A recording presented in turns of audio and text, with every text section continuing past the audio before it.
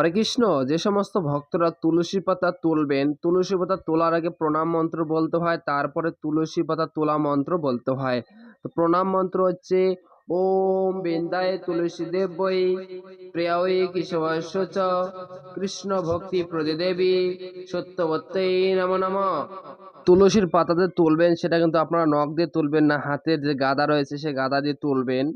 এরপরে তুলসী পাতা তোলা মন্ত্রটি বলবেন। মন্ত্রটা হচ্ছে ওম তুলস্যমৃত জন্মাসি সদা তাং কেশব প্রিয় কেশবার্তে চিনমি তাং বরদা ভব শোভনে।